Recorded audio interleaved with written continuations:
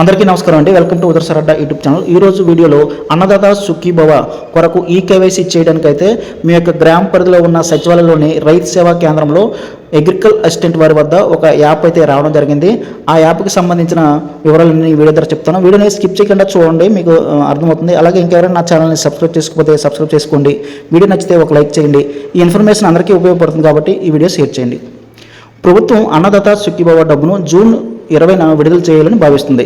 అయితే ఈ డబ్బులు విడుదల అవ్వాలి అంటే ఎవరైతే అర్హులైన రైతుల యొక్క లిస్టులు వారి వద్ద ఉన్నాయి, ఆ లిస్టుల పేర్లు ఉన్నవారందరూ కూడా ఈకేవైసీ రైతు సేవా కేంద్రానికి వెళ్ళి చేసుకోవాలన్నమాట.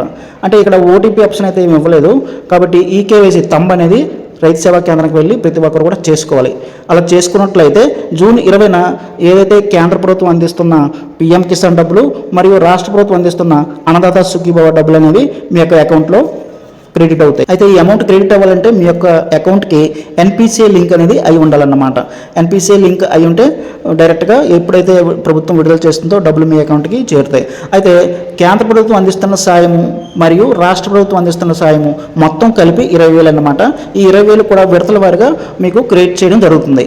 కాబట్టి రైతులు ఒకవేళ సచివాలయం పరిధిలో మీరు అందుబాటులో లేకపోతే మన ఆంధ్రప్రదేశ్లో ఏ జిల్లాలో ఉన్నా సరే దగ్గరలో రైతు సేవా కేంద్రంకి ఆధార్ కార్డు పట్టుకుని వెళ్ళినట్లయితే మీ యొక్క ఈకేవైసీ అనేది వారు పూర్తి చేస్తారన్నమాట.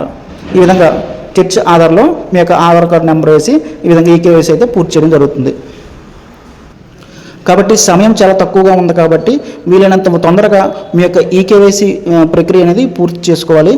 ఈకేవైసీ చేసుకున్నట్లయితేనే మీకు అన్నదాత సుఖీభవ డబ్బులు మరియు పిఎం కిసాన్ డబ్బులు అనేవి మీ అకౌంట్లో క్రెడిట్ అవుతాయి.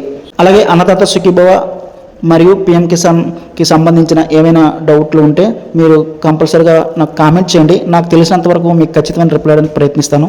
ఓకే అండి, ఈ వీడియోను ప్రతి రైతుకు కూడా షేర్ చేయండి. చాలామందికి తెలియదు, మీరు అందరూ కూడా మీకు తెలిసిన రైతులకి షేర్ చేయండి, వారికి చెప్పండి.